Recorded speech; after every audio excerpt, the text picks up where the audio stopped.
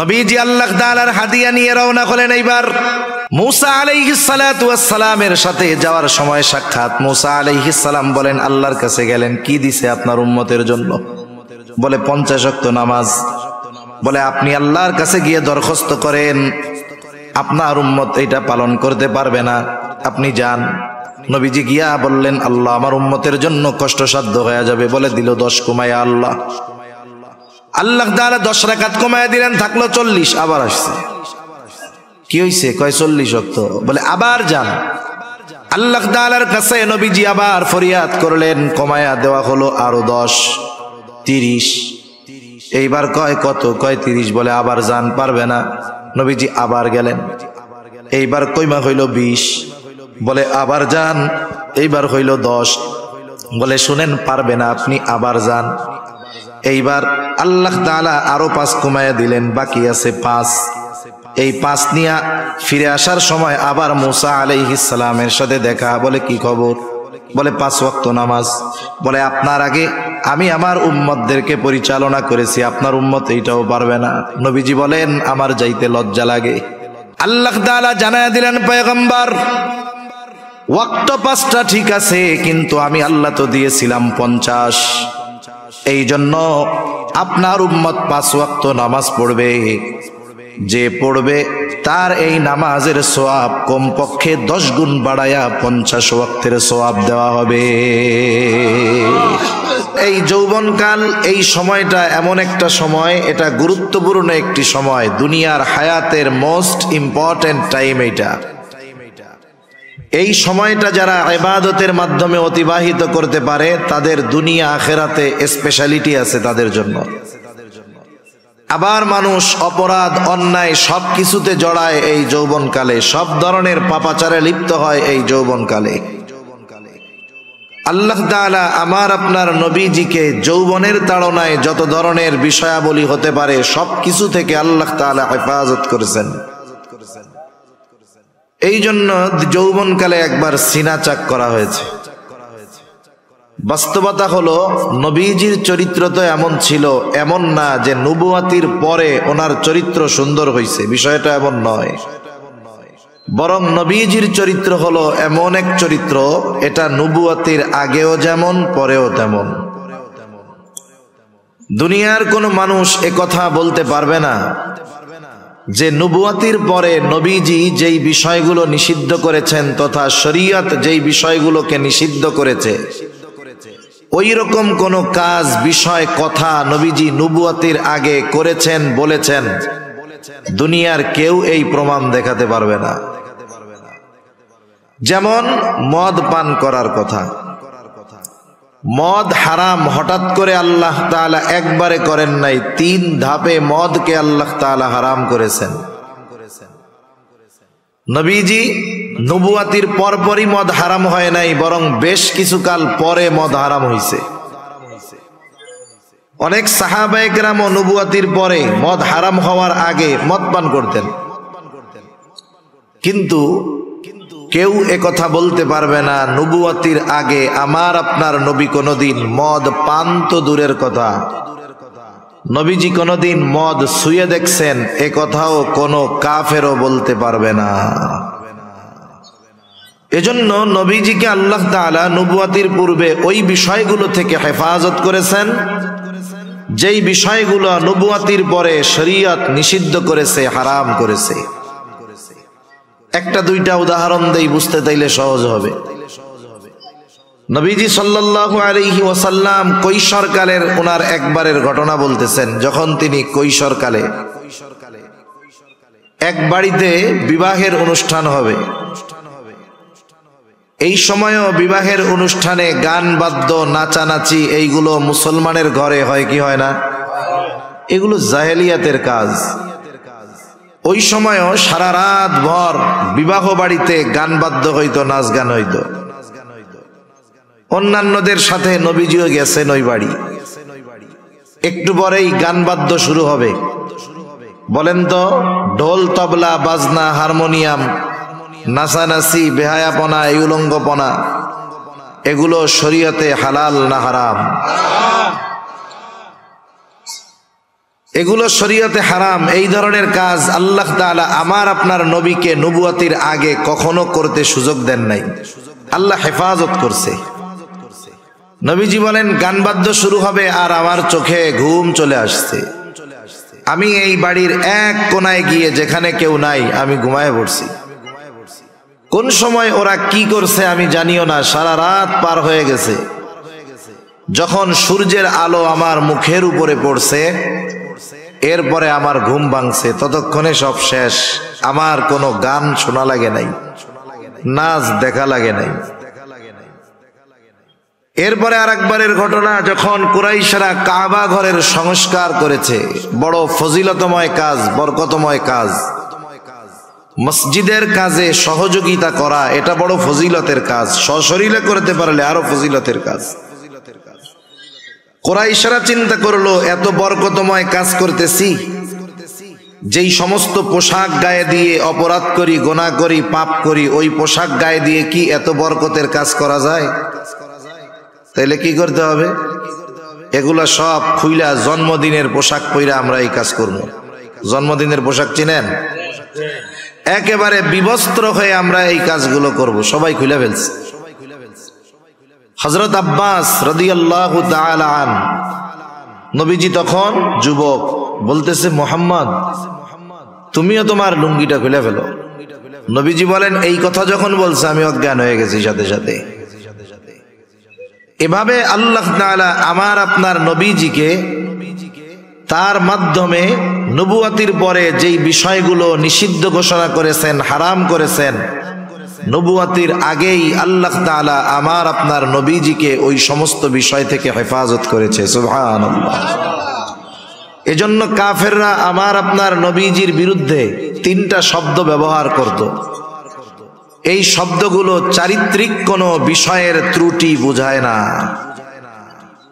মানুষদেরকে নবীজির থেকে ফেরানোর জন্য এক নাম্বার তারা বলতো মুহাম্মাদের কাছে যায়ও না, মুহাম্মদ হলো জাদুকর। দুই নাম্বার বলতো মুহাম্মাদের কাছে যায়ও না, মুহাম্মদ হলো কবি। তিন নাম্বার মুহাম্মাদের কাছে যায়ও না, মুহাম্মদ হইল গণক। এই যে তিনটা শব্দ নবীর ব্যাপারে ব্যবহার করত, এটা কোনো ব্যক্তির চারিত্রিক অবক্ষয়ের কারণ হতে পারে না। কোনোদিন এমনটা বলে নাই যে এই অন্যান্য সমস্যা ছিল, এমন যায়ও না মুহাম্মাদের কাছে, সে মিথ্যা কথা বলে। এরকম কোনোদিন কাফেররা বলার সাহস পায় নাই। কারণ নবুয়তির বহু আগেই কাফেররা আমার আপনার নবীজিকে আল আমিন আস-সাদিক উপাধি কাফেররাই দিয়েছে। সুবহানাল্লাহ বলেন। এরপরে নবীজির তৃতীয়বার সিনা চাক হলো মেরাজের সফর শুরু হওয়ার আগে। কেন? কারণ এই সফর তো শুধু মসজিদুল হারাম থেকে মসজিদুল আকসা পর্যন্ত নয়, বরং সফর হবে মসজিদুল আকসা থেকে সপ্ত আকাশ পাড়ি দিয়ে আরশে আজিম পর্যন্ত। আপনারা জানেন পৃথিবী থেকে মানুষ মহা আকাশে গিয়ে বেড়ায় আসে, অবস্থান করে, বিভিন্ন কাজে যায়। টাকা পয়সা থাকলেই এমন না আপনার মন চাইছে আপনি এখান থেকে বিমানে ঢাকায় যাবেন, বরিশাল গেলেন, টিকিট কাটলেন, বিমানে ঢাকা চলে গেলেন, এমন না। টাকা থাকলেই মহাকাশে যাওয়া যায় না। মহাকাশে যাওয়ার আগে নাসার তত্ত্বাবধানে বছরের পর বছর থাকতে হয়। কারণ পৃথিবীর পরিবেশ অবস্থা আর মহাকাশের পরিবেশ অবস্থা এক নয়। ওইখানে সব কিছু শূন্যে ভেসে থাকে। খাবার রাইখা দিবেন, ওইটা জায়গায় থাকবে। নড়াচড়া, চলাফেরা, এগুলো সব আগে দুনিয়ার জমিনে শেখানো হয়, এরপরে তাদেরকে মহাকাশে পাঠানো হয়। নবীজিকে মেরাজের জন্য, এই দীর্ঘ সফরের জন্য বিশেষভাবে প্রস্তুত করেছেন আল্লাহ এই তৃতীয়বার সিনা চাক করার মাধ্যমে। স্মরণের পাত্রের মধ্যে হাট হুট সব বাইর কইরা ওইটাকে জমজমের পানি দিয়ে ধুয়ে আবার এটাকে সেলাই করে দেওয়া হয়েছে। এই কথা মেরাজের এই হাদিস আজকে আমি আপনাদের বলতেছি তা না, ১৫০০ বছর উলামায়ে কেরাম শতাব্দীর পর শতাব্দী মানুষের সামনে এই ঘটনাগুলো বর্ণনা করেছে কি করে নাই? করেছে। ওই সময়ের কাফের যারা ছিল এক সময় তারা বলতো একজন মানুষের বুক ছিঁড়লে সে আবার বাইসা থাকে কেমনে, এটা অসম্ভব, এটা মিথ্যা কথা। কিন্তু এখনকার চিকিৎসা বিজ্ঞান এই বিষয়টা ক্লিয়ার করে দিয়েছে, একজন মানুষকে পরিপূর্ণ অজ্ঞান করা লাগে না, শুধুমাত্র নির্দিষ্ট স্থান অজ্ঞান করে অবশ করে বাকি সেন্স ঠিক রেখে ওপেন হার্ট সার্জারি হইতেছে। যার সার্জারি হচ্ছে সে বড় স্ক্রিনের মধ্যে দেখতেছে কেমনে কাটতেছে, কিভাবে বের করতেছে, সজ্ঞানে অপারেশন চলতেছে। আজকে যেটা মানুষ দেখতেছে কিছুকাল আগেও ওই বিষয়টা তারা অস্বীকার করছে। তা হযরত আনাস রাদিয়াল্লাহু তাআলা আনহু বলেন, নবীজির সিনা যে চাক করা হইছে, কাটা হইছে, এই জায়গায় অপারেশনের দাগ, সেলাইয়ের দাগ ছিল। বুখারী মুসলিমের হাদিস। হযরত আনাস রাদিয়াল্লাহু তাআলা আনহু নবীজির খেদমতে ছিলেন 10 বছর। কত বছর? 10 বছর নবীজির খেদমত তিনি করছেন।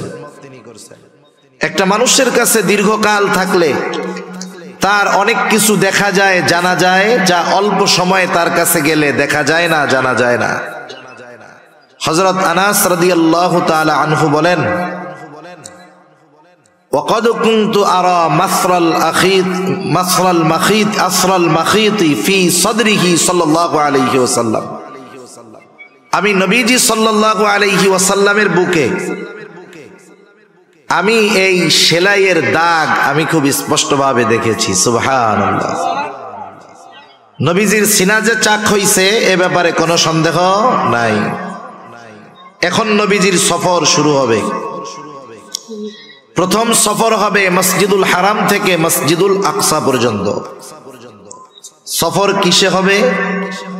বাহন আনা হয়েছে, সেই বাহনের নাম হলো বুরাক। বুরাক এইটা কেমন? আমাদের সমাজে আগেও আমরা দেখতাম পোস্টার পাওয়া যাইতো, বড় বড় ব্যানার, সাদা এক ঘোড়া, পাশে 2টা ডানা, আবার মানুষের মাথা গলার কাছে লাগায় দিত, কইতো যে এটা হলো বোরাক, নবীজির বোরাক। নাউজুবিল্লাহ। হাদিসের মধ্যে বোরাকের বর্ণনা আসছে, সেটা খচ্চরের চাইতে ছোট, গাধার চাইতে বড়, এবং এর এক একটা ধাপ এত দূর, কত দূর বলে দৃষ্টি সীমার শেষ প্রান্তে প্রতিটা পদক্ষেপে বোরাক পৌঁছায়া যায়। এইবার নবীজির সফর শুরু হইল। এ কথাই আল্লাহ তাআলা বলেন, সুবহানাল্লাযী আসরা বিআবদিহি লাইলাম মিনাল মাসজিদিল হারাম ইলাল মাসজিদিল আকসাল্লাযী বারাকনা হাওলাহু লিনুরিয়াহু মিন আয়াতিনা। আল্লাহ রাব্বুল আলামিন বলেন, পবিত্র মহিমান্বিত তিনি, পুত পবিত্র তিনি, যিনি তার বান্দাকে রাত্রিকালীন ভ্রমণ করিয়েছেন।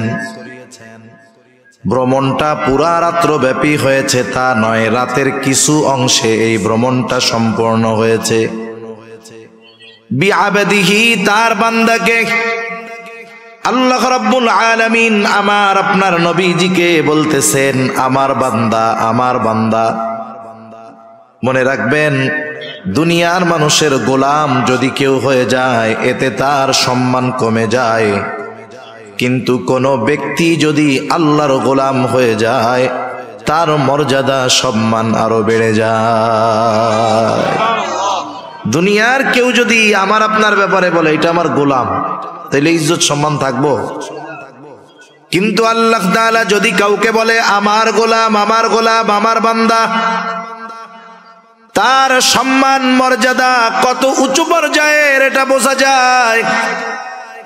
কারণ ঈসা আলাইহিস সালাতু ওয়াস সালামকে ইহুদিরা বলতেছে এটা হলো আল্লাহর সন্তান, অপবাদ দিচ্ছে। ঈসা আলাইহিস সালাম মায়ের কোলে কি জবাব দিছে? খ্রিস্টানেরা বলে ঈসা হলো আল্লাহর সন্তান, আর ঈসা আলাইহিস সালাম বলেন ইন্নী আবদুল্লাহ আতানিয়াল কিতাবা ওয়া জাআলানি নাবিয়্যা। বলে আমি হলাম আল্লাহর বান্দা। ইন্নী আবদুল্লাহ, কার বান্দা? আমি আল্লাহর বান্দা। যারা পরিপূর্ণ গোলাম হয় এরা দামি, গোলাম মানে কি জানেন? গোলাম মানে হইল যার ইচ্ছাটাও নিজের ইচ্ছায় চলবে না। আমার ইচ্ছাটাও হবে কার ইচ্ছাধীন? আল্লাহর ইচ্ছাধীন। এটা হলো আসল গোলাম। সে নিজেকে পরিপূর্ণ আল্লাহ তাআলার সামনে সমর্পণ করে দিবে। এর দাম বেশি। গোলাম হইলে দাম বেশি, আজাদ হইলেই যে দাম তা না। যেমন আকাশে এক ঝাঁক বক উড়ে যাইতেছে, বক, অনেকগুলা বক। এক বন্ধু আর এক বন্ধুকে বলতেছে, দোস্ত বকগুলা দেখছো? বলে হ্যাঁ দেখছি, খাইতে খুব মজা লাগে তো বকের গোশত। বলে তোমার কাছে এই আকাশে ওই জায়গায় 1000 খানিক বক হবে, তোমারে আমি বেচা দিলাম, এর দাম আমারে 500 টাকা দাও। 1000 বক সব তোমারে দিয়ে দিলাম, আকাশে যেই কয়টা আছে। কোন বলদে 500 টাকা কেন? 5 টাকা দিব? 5 টাকা দিয়াও ওই আজাদ বক কিনবে না। আপনি যদি খাঁচায় বন্দি করে একটা বক নিয়ে আসেন যে ধরো এইটা 500 টাকা দাও, বাজারে উঠাবেন দেখবেন সিরিয়ার লেগে যাবে। যদি বড় সড়ো হয় 1000 টাকা দিয়ে কেনার লোক পাওয়া যাবে। এই জন্য আজাদ স্বাধীন হইলেই দামি হয় না, বরং কেউ যদি আল্লাহর গোলাম হতে পারে, গোলামের খাঁচায় আবদ্ধ হতে পারে, তাহলে আল্লাহ তাআলার কাছে দামি হয়ে যায়। দুনিয়া আখিরাতে আল্লাহ তাআলা তাকে দামি বানায়া দেয়। আল্লাহ রাব্বুল আলামিন বলেন, লাইলাম মিনাল মসজিদিল হারামি ইলাল মসজিদিল আকসা। তার বান্দাকে তিনি রাত্রিকালীন সফর করিয়েছেন মসজিদুল হারাম থেকে মসজিদে আকসা পর্যন্ত। আমি দুইটা বিষয় মূলত আপনাদের খেদমতে কিছু কথা বলতে চাই। একটা হলো নবীজির মেরাজ সংক্রান্ত, দ্বিতীয়টা হলো মসজিদুল আকসা সংক্রান্ত। কারণ মেরাজের সাথে মসজিদুল আকসার সাথে বড় একটা সম্পর্ক আছে। আর এই সময়ে ফিলিস্তিনের মাজলুম মুসলমানদের উপরে ওই বর্বর ইসরায়েলিরা যেই জুলুম অত্যাচার নির্যাতন চালাচ্ছে, তাদেরও মূল টার্গেট হলো এই মসজিদুল আকসা। আমরা অনেক সময় ভাবি যে ইহুদিরা মনে হয় এই যুদ্ধটা করতেছে, অনেক উদ্দেশ্য আছে। না না, গোটা দুনিয়ার ইহুদিরা একজনের আগমনের অপেক্ষায় আছে। বলেন তো তার নাম আপনাদের জানা আছে? কি বলেন তো তার নাম? দাজ্জালের আগমনের অপেক্ষায় আছে। দাজ্জাল কখন আসবে?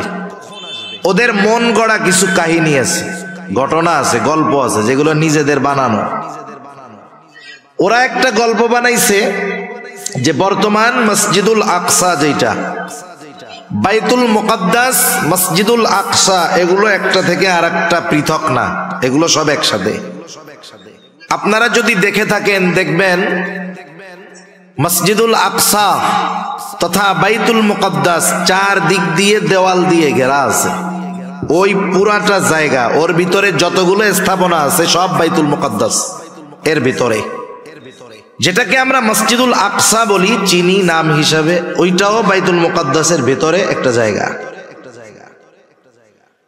এরপরে আমাদেরকে যেটা মসজিদুল আকসা হিসাবে দেখানো হয়, বিশাল সোনালী এক গম্বুজালা বড় স্থাপনা, এটা কিন্তু মূল মসজিদুল আকসা নয়। এটাকে বলা হয় ডোম অফ রক, কুব্বাতুস সাখরা। এটাকে বারবার আমাদের সামনে দেখানো হয়। অনেক মুসলমানের সন্তান মূল মসজিদ কোনটা ওইটা ওরা নিজেরাও জানে না, মূল স্থাপনা কোনটা। ওরা মনে করে ওইটাই মনে হয় মসজিদুল আকসা। না না, এটাকে বারবার আমাদের সামনে তুলে ধরার কারণ হলো মূলটা যেন আমরা ভুলে যাই। মূলটা কোথায় আছে দেখবেন ওই 4 দেয়ালের মধ্যেই, খেয়াল করলে এক কর্নারে এক পাশে ধূসর বর্ণের অ্যাশ কালারের একটা গম্বুজ দেখা যায়, একটা মসজিদ দেখা যায়। বিবর্ণ মনে হয় মসজিদটাকে, অথচ ওই মসজিদটা প্রত্যেকটা মুসলিম শাসক আসার পরে কোনো না কোনো ভাবে ওই জায়গায় বরকতান তারা কাজ করছে স্বর্ণ দিয়ে। দ্বিতীয় বিশ্বযুদ্ধের সময়, বিশেষ করে দ্বিতীয় বিশ্বযুদ্ধের সময় ইংরেজরা, ব্রিটিশরা ওইগুলোকে, স্বর্ণগুলোকে স্থাপনার থেকে ছুটায়া ছুটায়া নিজেরা নিজেদের দেশে নিয়ে গেছে। ইহুদিরাও সুযোগে সুযোগে কিছু নিয়ে ওইটাকে একবারে বিদীর্ণ বানায় ফেলছে। ইহুদিদের একটা ভ্রান্ত বিশ্বাস হলো ওই মসজিদটা সুলাইমানি অবকাঠামোর উপরে নির্মিত নয়, মানে সুলাইমান আলাইহিস সালাম যেমনে বানাইছে এই মসজিদটা ওইরকম না, ওইটা পরে বানানো হয়েছে। এই জন্য ওরা কি চায়, ওই মূল মসজিদটাকে ভেঙে ফেলতে চায়, ভেঙে ওইখানে সুলাইমানি অবকাঠামোতে থার্ড টেম্পল, তৃতীয় উপাসনালয় ওরা বানাতে চায়। কেন? ওদের বিশ্বাস হলো ওইখানে যখন থার্ড টেম্পল, তৃতীয় মন্দির বা উপাসনালয় বানানো হবে তখনই দাজ্জালের আগমন ঘটবে। এটা ওদের একটা ভ্রান্ত বানোয়াট ভুয়া আকীদা বিশ্বাস। যেমনটা ঘটছে বাবরি মসজিদের সাথে। বাবরি মসজিদ 500 বছর ওইখানে মসজিদ ছিল, আজান হয়েছে, নামাজ হয়েছে, সব হয়েছে। হঠাৎ করে এই 20 শতাব্দীর মাঝামাঝি ইংরেজদের থেকে দেশ বিভক্ত হওয়ার পরে একজন গুজব উঠাইছে বাবরি মসজিদের নিচে নাকি রাম মন্দির ছিল, ওইখানে মুসলমানেরা মসজিদ বানাইছে। কি হইল? যেখানে 500 বছর নামাজ হইছে, মসজিদ হইছে, আগে কেউ কোনো কথা বলে নাই। যখন বানানো হইছে কেউ কোনো কথা বলে নাই। বলতে পারেন হুজুর মুসলিম শাসক বানিয়েছে, হিন্দুরা কথা বলতে কি সাহস পাবে? কেন পাবে না? যদি মুসলিমরা জালেম হতো, মুসলিম শাসকরা 800 বছর এই উপমহাদেশ মুসলমানেরা শাসন করেছে। মুসলিম শাসকরা যদি জালেম হতো, অত্যাচারী হতো, এই উপমহাদেশে 100 কোটি হিন্দু বসবাস করতে পারতো না, সব নিশ্চিহ্ন করে দিত মুসলিম শাসকরা।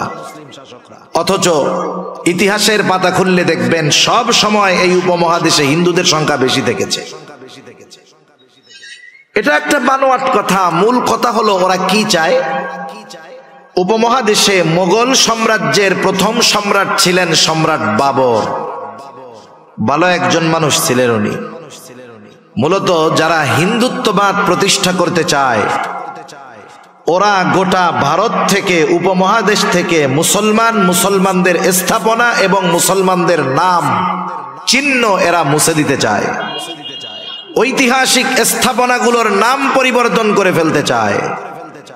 আগ্রার তাজমহলের নাম পরিবর্তন করতে পারবে হয়তো, এরপরে দিল্লির কুতুব মিনারের নাম হয়তো পরিবর্তন করে ফেলতে পারবে, কিন্তু মসজিদের নাম তো আর রাম মসজিদ রাখতে পারবে না।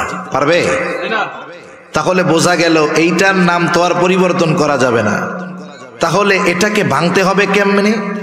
এখানে এক ধর্মীয় সিম্প্যাথির খেলা দেখাতে হবে। এই ধর্মীয় বিষয়টাকে কাজে লাগিয়ে ওরা ওখানে গুজব ছড়ায়া দিল এর নিচে রাম মন্দির ছিল, মুসলমানরা জোর করে এই মসজিদ করেছে, সুতরাং এই মসজিদ রাখা যাবে না।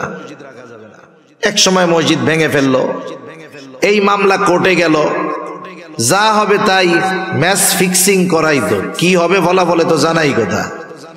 মুসলমানদের বিরুদ্ধে রায় দেওয়া হলো, মসজিদ ভেঙে 1 বছরের মধ্যে, 1.5 বছরের মধ্যে বিশাল রাম মন্দির হয়ে গেছে। কয়েকদিন আগে উদ্বোধন হয়েছে, একথা জানেন আপনারা? গত মাস, এই মাসের 22 তারিখে উদ্বোধন হয়ে গেছে। তাহলে এই বাবরি মসজিদ ভাঙা হয়েছে কেন? পুরো একটা গুজব, মিথ্যা বিভ্রান্ত তথ্যের উপরে ভিত্তি করে। এই যে ইহুদিরা বলে যে এটা সুলাইমানি অবকাঠামো, মূল অবকাঠামো নয়, এটার ভেঙে আমরা ওই আগের মতো বানাবো। এটা বানাইলে কি হবে? ওদের বিশ্বাস এটা বানাতে পারলে দাজ্জালের আগমন ঘটবে। এখন যদি মসজিদ ভেঙে ফেলে তাহলে তো সমস্যা, মুসলিম উম্মাহ আরো বেশি ক্ষেপে উঠবে। এই জন্য প্রথম নজর সরিয়ে দিতে চায় আমাদের, আমরা যেন মনে করি ওই ডোম অফ রক এটাই হলো মূল মসজিদে আকসা। ওইটাকে আমরা ভুলে যাব। ধ্বংস কেমনে করবে? গ্রানাইট দিয়ে করবে? না না, তল দিয়ে সুড়ঙ্গ কেটে ওই স্থাপনার নিচে যখন গর্ত ফাঁকা হয়ে যাবে, এক সময় এমনিই মসজিদটা ডেবে যাবে, আর ওরা ওই জায়গায় ওদের সেই তথাকথিত থার্ড টেম্পল বানাবে। এটা হলো ইহুদিদের মূল টার্গেট। ফিলিস্তিনকে এমন ভাবে ওরা ঘিরে রাখছে, বহির্বিশ্বের কেউ এই কাজে বাধা দিতে পারবে না। কারণ যাওয়ার উপায় নাই। আপনার যত টাকা পয়সা থাক, আপনি মক্কা মদিনায় বারবার যাইতে পারবেন, কিন্তু মসজিদুল আকসায় একবার যাওয়া আপনার জন্য হাজার হাজার গুণ কঠিন হবে। এখন যাইতে পারে না কেউ, পূর্ণ নিয়ন্ত্রণ ইসরায়েলের কাছে। তা এখন বাধা কারা দিবে? যারা ওই ফিলিস্তিনের এরিয়ার মধ্যে আছে, যারা আওয়াজ তুলবে তাদেরকে শেষ করে ওই নির্মাণকে ভেঙে ওই জায়গায় থার্ড টেম্পল করতে হবে, এটাই ওদের মূল উদ্দেশ্য। এখন বলেন, ওরা যেই উদ্দেশ্য হাসিল করতে চায়, গোটা মুসলিম উম্মার দেহে এক বিন্দু রক্ত থাকা পর্যন্ত তাদের এই অপকর্ম সংগঠিত করার সুযোগ দেওয়া যাবে না। দেখবেন, মক্কা হলো বর্তমান দুনিয়ার সবচাইতে মর্যাদাপূর্ণ জায়গা। এই বাইতুল্লাহর ব্যাপারে ইহুদি খ্রিস্টান কোনোদিন বলবে না এটা আমাদের, এটা কোনোদিন বলবে না। মদিনার ব্যাপারেও ওরা বলবে না যে এটা আমাদের, কোনোদিন বলবে না। কিন্তু বাইতুল মুকাদ্দাস এটা এমন একটা জায়গা, এইখানের দাবিদার যেমন খ্রিস্টানেরা, এই জায়গার দাবিদার ইহুদিরা, এই জায়গার দাবিদার মুসলমানেরা। এবং ঐতিহাসিকভাবে বাস্তবতা হলো বাইতুল মুকাদ্দাসের সর্বোচ্চ অধিকার মুসলমানদের, এ ব্যাপারে কোনো সন্দেহ নাই। এজন্য মক্কা মদিনার পরে তৃতীয় পবিত্র স্থান হিসাবে প্রত্যেকটা মুসলমানের অন্তরে মসজিদুল আকসার মোহাব্বত, বাইতুল মুকাদ্দাসের মোহাব্বত থাকার দরকার আছে না নাই?